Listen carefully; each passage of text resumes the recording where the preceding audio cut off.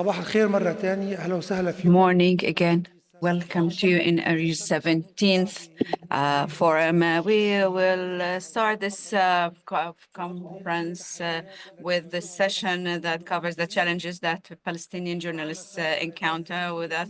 Sara Abed, she is a journalist and producer, and as has worked on many editors. We have Sharif Murad, journalist and data journalist, investigative journalist from Egypt, and worked with open sources and covering the war on Gaza through social media. And of course, we have with us Mr. Ashraf Mashharawi. He is a Palestinian filmmaker and a director. He has directed a number of investigatives. We will start this session with Sara Abed, since she has arrived yesterday from the West Bank, and the dust is still there on her clothes. Good morning, Sara. Good morning to you. And may God bless you and protect you, protect all journalists, since we think that they are sometimes. We hope you all stay well. It's just to start with you, the journalists as a journalist in the West, like in Palestine, how do you cover your reports? I believe that this topic is one of the main topics to all Arab journalists.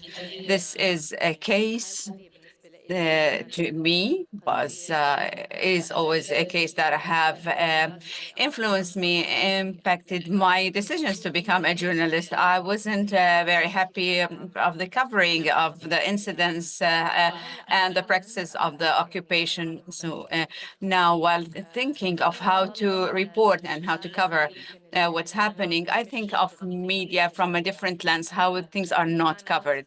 When most lenses were looking at Gaza first few months of the aggression that happened last year, we wanted to see also what was happening in the West Bank. And then because there were many aggressions, many invasions, killings, many things that were happening in the West Bank by the Israelis. So the focus was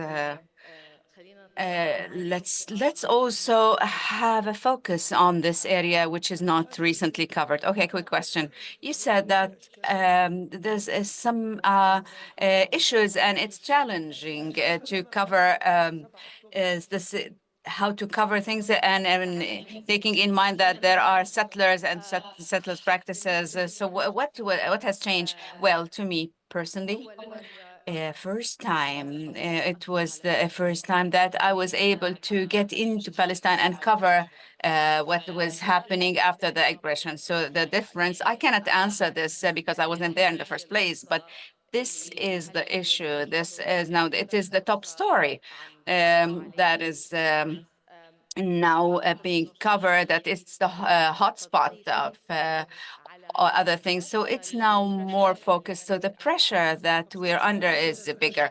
Okay, I will move on to Mr. Ashraf. Good morning.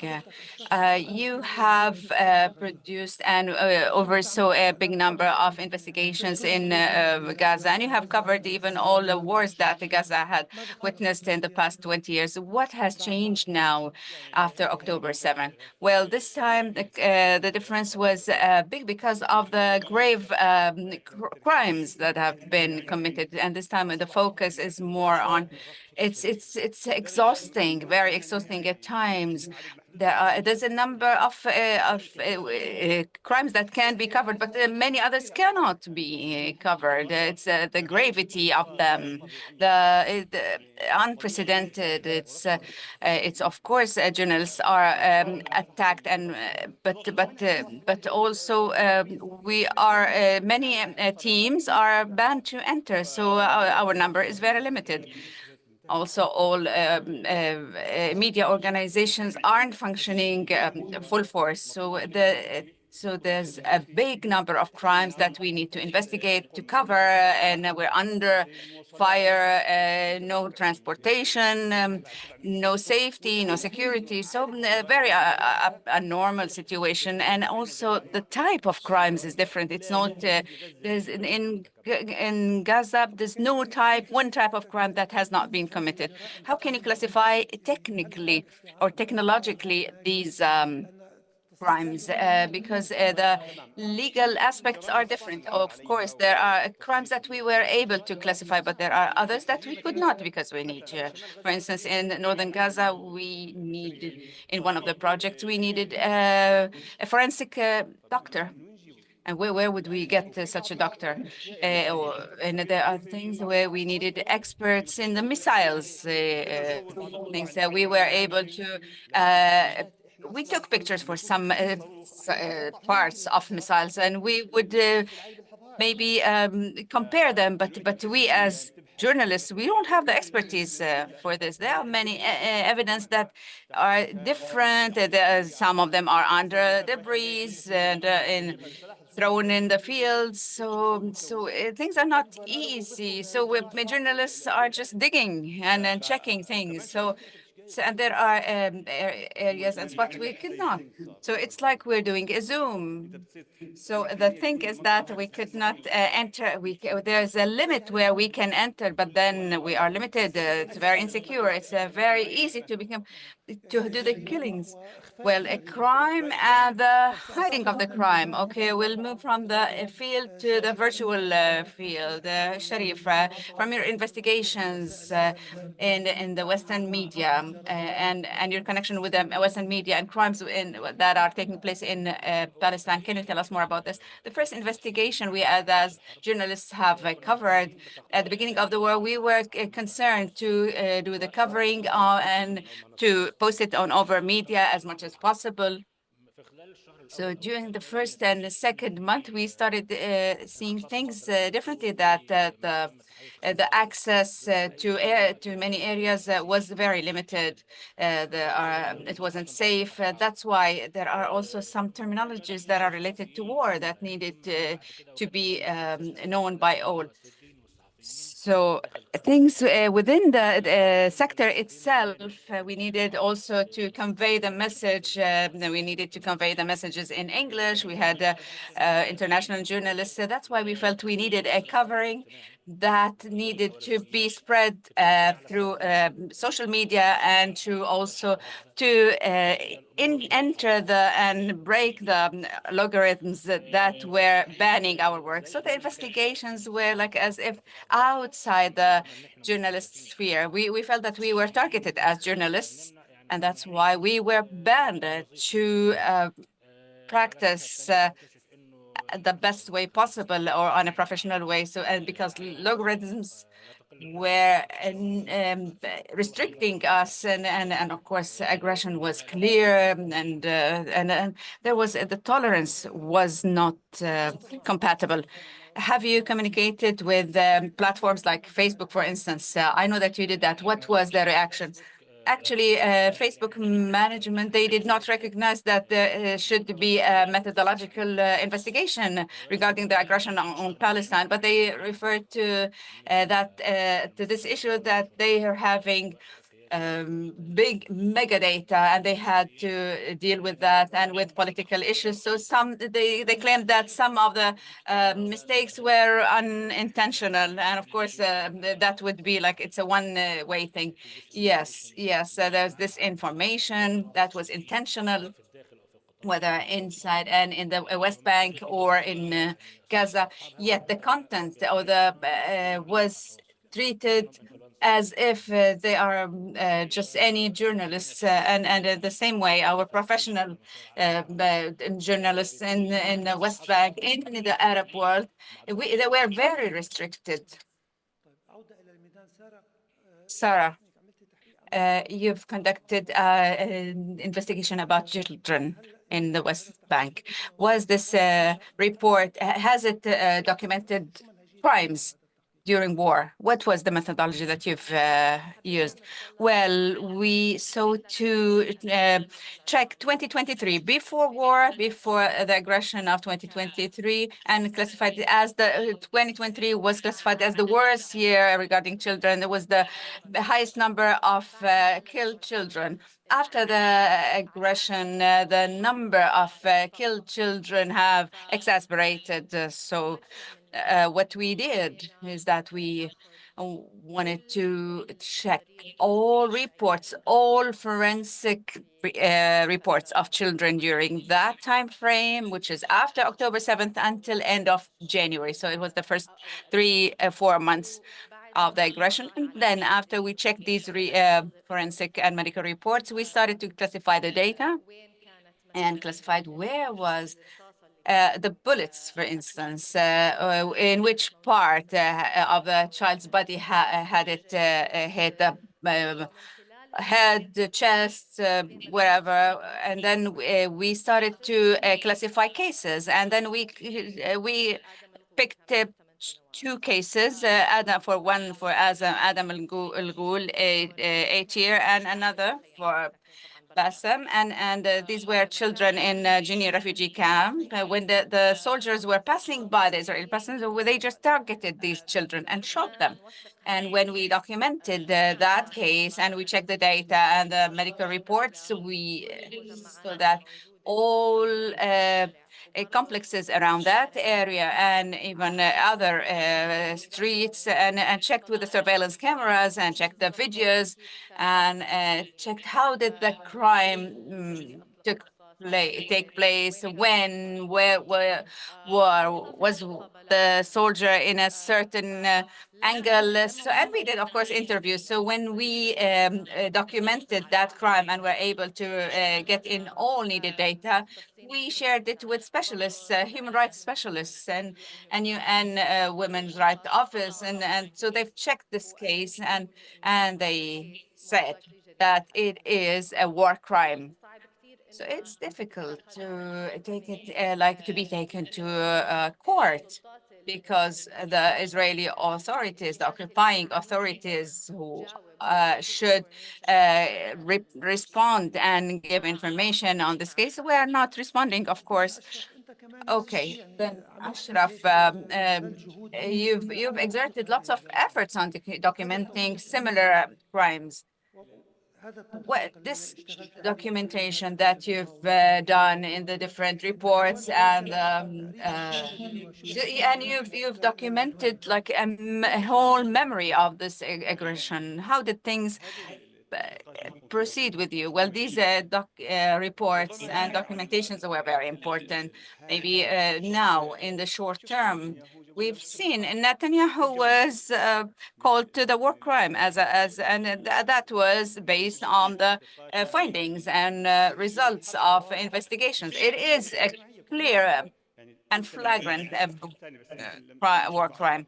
This is one of the investigations. And when we got experts who worked with ICJ in The Hague, it was clear it was a war crime, did not need much to be analyzed. Evidence was there.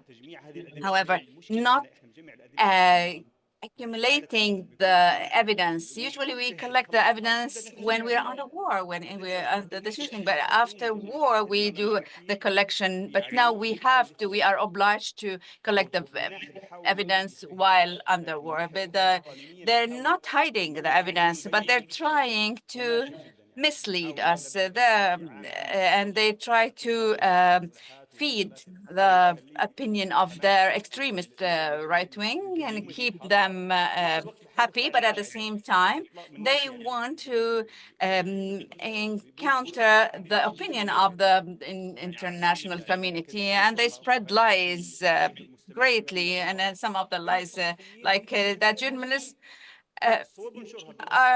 they get the journalists they don't do the job as is, and they target the journalists. In one of the investigations and reports, he was shot, and that the journalist was with the son of our colleague Wael Al-Dahdu. They were about 12 journalists who were covering that area. It's in near Rafah. It was at the house of Abu Shrar. They took the car. They've um, bombarded them, and they shared the video, and they said that was a Hamas cell. Well, our drone was there, and we extracted the data, and I think That was, then we were discussing with ARIJ how we can collaborate on such investigations. So the drone, we got it out. We got our drone from that bombarded car, and it was so we were able to extract the memory of the drone, and we of course got out the metadata. And what's good about the data is that it records the metadata. It has GPS information, time, all details. So we sent it to a forensic lab. And it was very clear that until the last 3 minutes in the memory, it showed that nothing was done by them. It was bombarded by the Israeli soldiers, and they weren't even close to soldiers there. But it was a long investigation. But at the end, things were very clear. It was pure targeting to journalists who were covering and doing their job. And the lie that they've spread is that these are terrorists and doing a terrorist act. But and that was not the case, of course. And you can measure on that. They've been spreading lies to just mislead the international community. But we, at the same time, there are hundreds and hundreds of crimes. We need to investigate and expose these lies. Well, even in the Western media, in the Arab media, how do you see social media in this regard? How do you follow up on the data? And how does this impact the magnification of their lives? Well, it's the matching.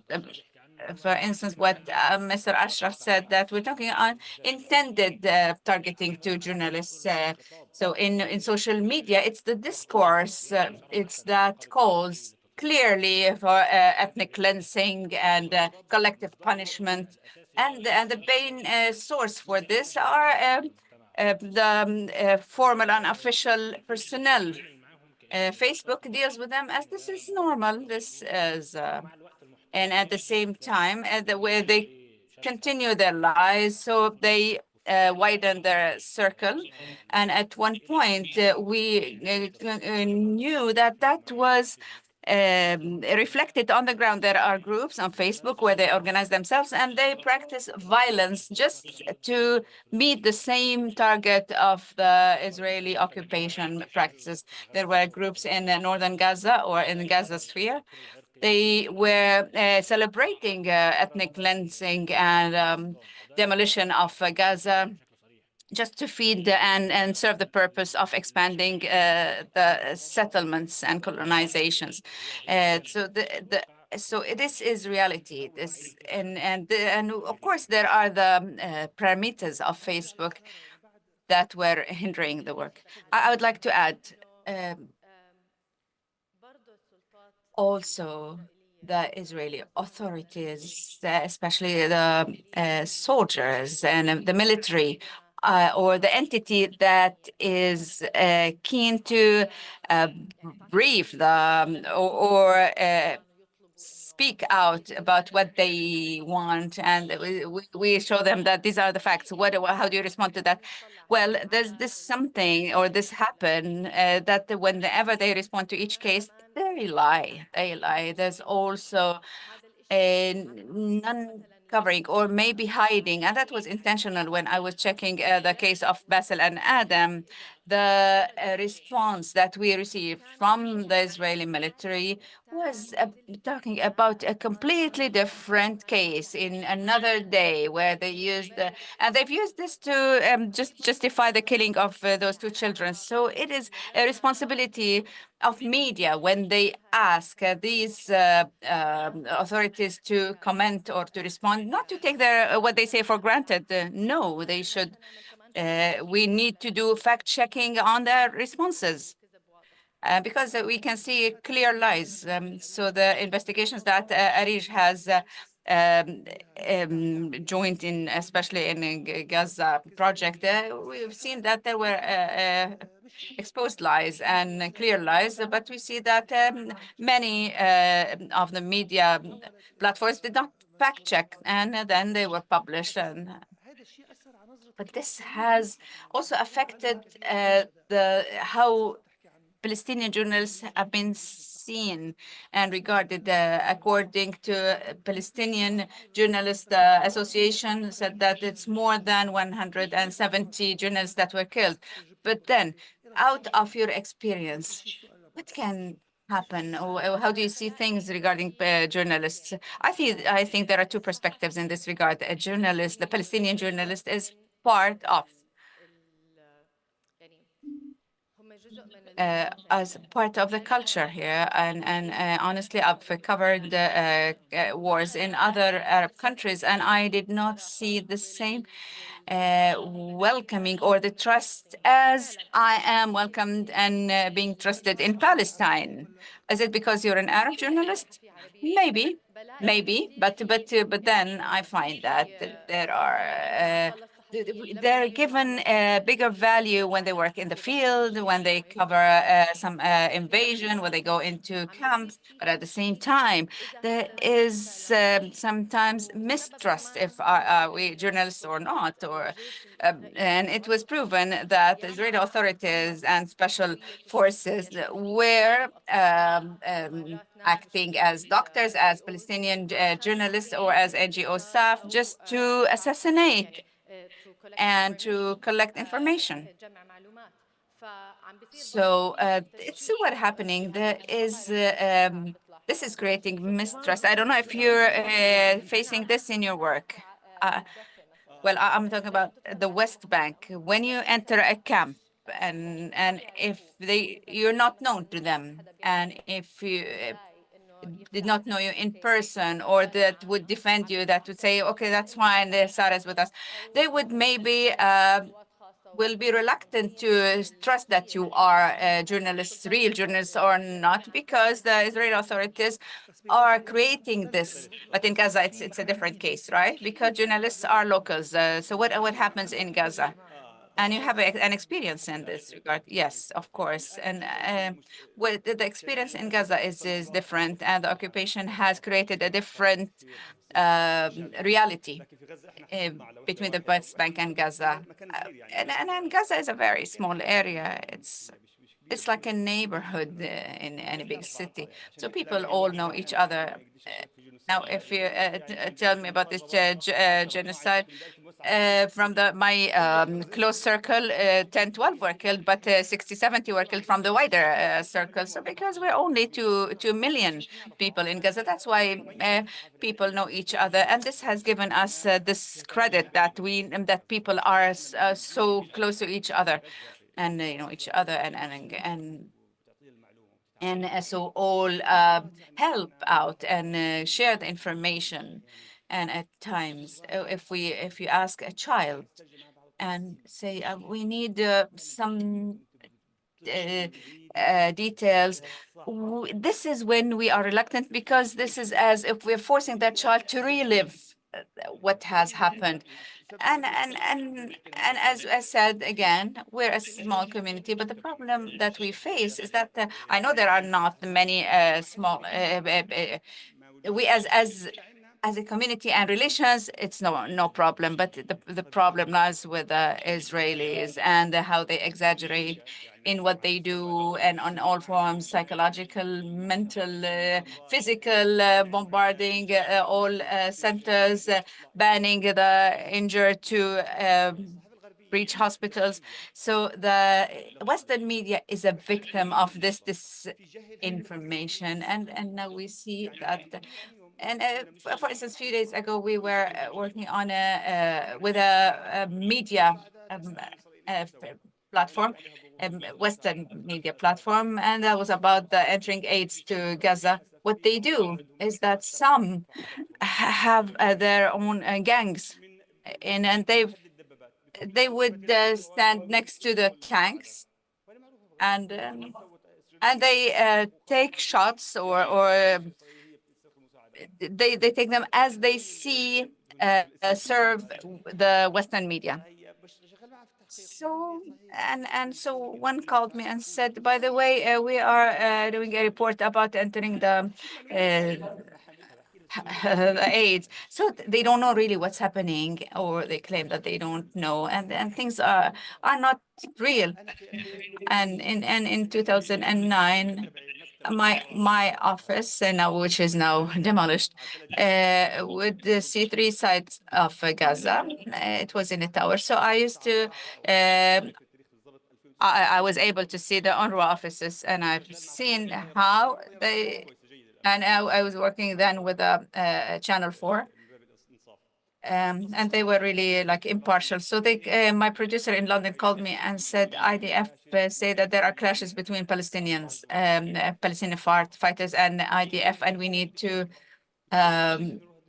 shoot the things, and I need you to go there. And I said, well, I'm looking at them, and I see that the Israelis are bombarding them. And he said, do you think the IDF spokesperson is lying to us? I said, well, I'm looking at things. I'm witnessing what is. I'm not telling you he's lying or he's not. I can now take the video. I can shoot, and you can see, of course, even if it did not have a voice, but you could see the pictures and the video.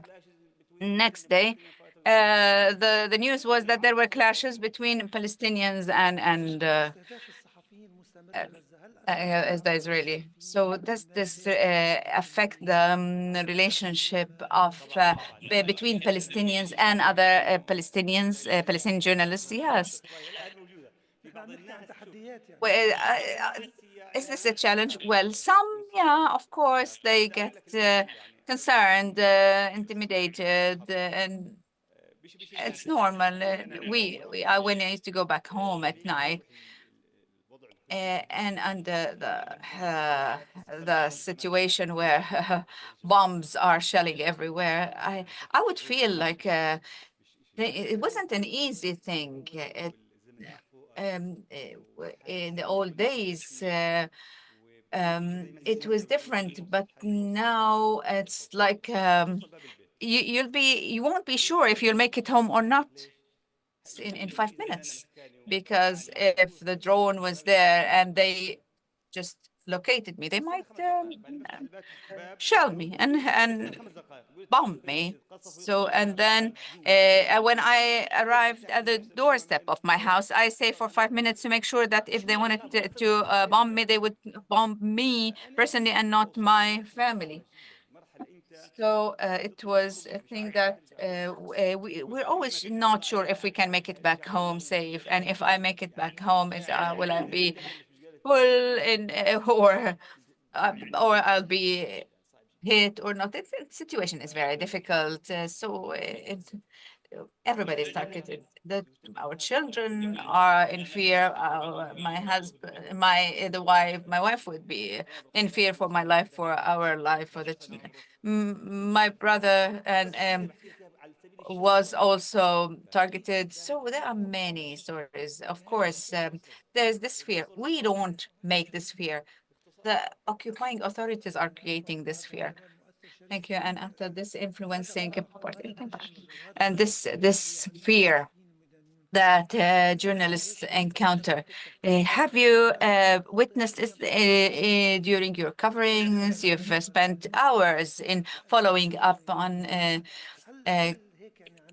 contents. Have you suffered from all these issues, or were you able to maintain your sanity? Well, at the beginning of reports, I would go deep into the Palestinian daily context. I wanted to collaborate with journalists in Gaza and the civil society. I used to do that, but then through further collaboration after the war, I started to do a comparison with the Israeli context and what was posted in Facebook, for instance. So that was a big difference. That was a problem. And it was clear violence. It was very clear that this is ethnic cleansing and collective killing. And also on daily basis, I see the massacres, the atrocities that are taking place. So it was a problem. I was dealing with accounts of real people. I was identifying their posts and their contents, and I've seen that they were calling for the genocide, for ethnic cleansing on daily basis.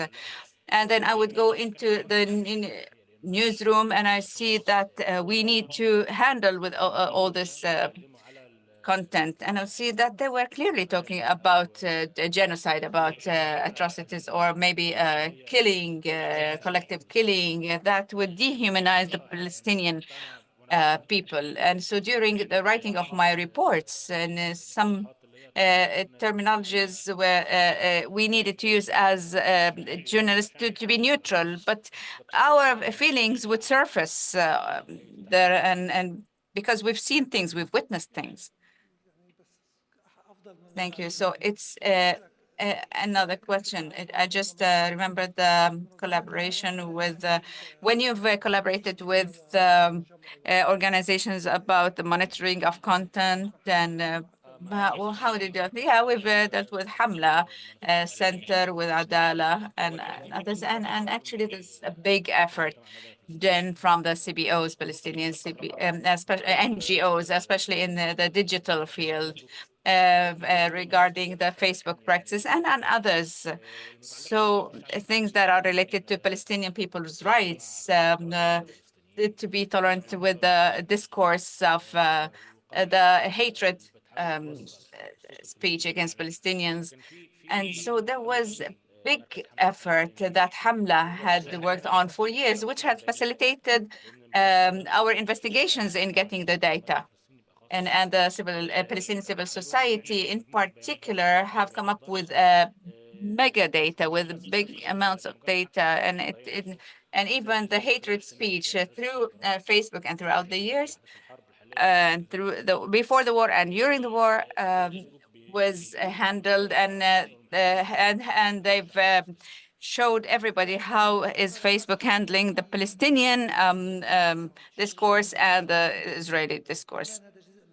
And this is part of the Sarah. Do you have access to resources, just as happens with others? So with other, do you feel there's discrimination between getting information and Israeli or other international journalists getting information?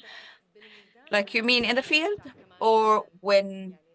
Right, so when we do the montage, because there is discrimination on both sides. Well, the discrimination that takes place, that we witness in the field, is that I okay, I hold an American passport, a U.S. passport, and I'm also a Jordanian. So when I deal with Israeli authorities or settlers, to them, I just say I'm an American and I only speak in English. So it's always that the way they regard me, if when they know that I'm an Arab, they would not give in any information or would not want to deal with me. This is the clear discrimination that we see. Now I'm working on a film on settlers in the West Bank. So it's not only that I'm exposed to discrimination when they learn that I'm an Arab, but also I'll be risking my safety and the safety of my team, because these people are mostly armed, and they have this issue about anyone who is an Arab, especially, let alone Palestinian, or they know that you need to get information about them. So discrimination that I face as an Arab journalist when I go back to London to work on these reports is, we most of us know about. They mistrust, or they don't trust the information, the accuracy of the information we bring about the resources. They're very doubtful about our the accuracy and the integrity of the information. So sometimes it would be difficult to just prove uh, the sources. And at times I would seek the assistance of non-Arab colleagues and ask them, then tell them, during this meeting, I need you to say this and that, because if you say it, you as a foreigner, it would be perceived differently than when I would say it in the editor. So yeah, this is the discrimination that we're talking about. Ashraf, I believe you face this type of discrimination, did you face challenges? And what Sarah just told us about? Of course, of course. Sometimes when they look upon us as we are not trustworthy. And again, let me go back to the case where my brother was killed. I used to cover. I was working with Channel 4 and CNN, and when my house was targeted and my younger brother was killed, I took him to hospital. I held him and carried him and took him to hospital. I was unaware then. I didn't know what happened. So my crew took, of course, they took the video, and in CNN, it was posted in CNN and Channel 4. Channel 4 then they had somehow a good position, but CNN in their report said that I was staging my brother's death as if that was a play. Imagine that was the reaction of CNN. And when they asked me like what was your reaction, I just closed the phone. I did not want to answer and said, that's really rude, but because I'm a Palestinian, you're not trusting the story. And a colleague was influenced. He was a foreigner and he was very much touched. So they did another report and experts, and they proved that that was not staging and that was a real story. So imagine to what extent they deal with us and they doubt our stories, and instead of being compassionate with us, they just become very doubtful. And so they've had a different narrative and in a very discriminative way.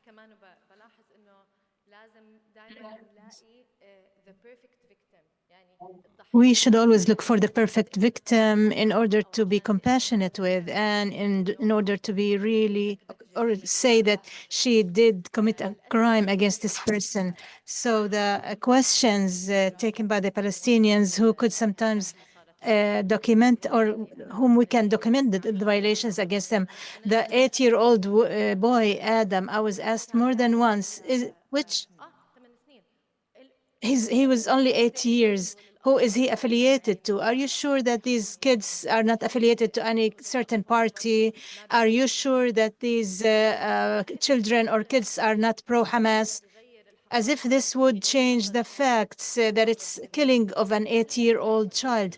So we always face this responsibility. They always try to dehumanize. They try to find any gap towards this dehumanization. It's like they try to find any gap to blow your narrative, as opposed to trying to find reasons that it was actually a crime. So what they do it negatively, very passively, in a way that does not go in line with the correct narrative. Your information are, of course, very strong, and you're not frightened or concerned about anything. But you would find it strange. Why would you be subjected to such questions by the other party? These questions should be raised to the other party, not to us. And you would end up not being able to practice your work as a journalist, but rather you need to protect that person or protect the narrative or the story against hijacking, as opposed to being a story about something else. My role as a journalist in this war is not merely being a journalist, but sometimes I feel myself an Arab trying to tell a story, to tell a story to the people who don't understand it. It's not just that you're trying to look for gaps. Some journalists are being accused of telling lies. I know that I would be in a maze of stories sometimes, or of questions. So we're about to end this session. Sharif, in a nutshell, do you think that the social media like Facebook and Twitter are responding with some investigations or complaints via social media? Have they changed some terminology or responses, or are we still are still being blown internationally and locally? The responding to the Palestinian content is still passive. Through the investigations, we found that there are more than investigative projects working in the same space on the social media platforms, especially the beta, who are still targeting the Palestinian content since more than a year, of course, after the war. Despite pressure, I still see that the arguments are still on in the newsrooms, and Palestinian press platforms are still suffering from that they still feel that they are algorithmically confined, or especially when they mention the occupation forces or Gaza, the posts are being removed or blocked. Also, the response in terms of the Israeli, whereas the Israeli content, response for the Israeli content is very known for its extremism and violence. We had an example of members of the Israeli government, official members who made very clear declarations about genocide and violence. And some of the Israeli platforms had to remove, or the social media had to remove, platforms had to remove such declarations by the Israeli officials. One last question, Sarah. The investigations on the world platforms, we used to see some sort of bias against or towards the Israeli narratives. Sometimes, is this increasing? How would you evaluate this sudden appearance of a narrative for our interest, for our own interest? Certainly, it is increasing. I feel the story of the occupation and Palestine at a certain stage did not exist in the media, whereas now you see people who are covering, there is more coverage, there are more Arabs working on such investigations in the Western media. Even if there is some increase, it's still not sufficient. It does not reflect the reality that we are witnessing. It's a genocide, and the change that is taking place is inadequate. Honestly, it's inadequate. Ashraf, do you think there is some change with the youth action at the American universities? Is there a kind of shift? Actually, the history movement is still too slow. I've been in American universities regarding the satellites, and the satellites experts to send images on Gaza. Even at the research centers, there is a clear concern that they would express their own feelings. They're afraid to leave, to lose their jobs, but they know that there is something incorrect taking place or something wrong. Most of them say that we didn't have the knowledge. People need to know. There is a lot of blackout now. This very strong blackout, and the media outlets are still dealing with the wrong narratives by the occupation forces. There is a big gap in this between the peoples and the facts or the truth on the ground. The people, when they want to see the truth, it's for our own sake. When they see that the truth and the facts on the ground, they would change their minds. In the United States, as you all know, we know that there is a real problem. They had to pay a big price. But this, of course, this change, we would not see the result of this change overnight. For example, in Lebanon, back in 1983, we saw the reflections of the war beginning of the 90s, whereas we didn't see the result of the changes in 1984. I'm sure the coming future will have many reflections for a better awareness and better treatment of what's taking place on the ground, and a change or a shift in the international policies, with the hope that we keep this voice loud and reach out to so many populations. We would like to thank you. Thanks to the audience. Thank you so much. Thank you.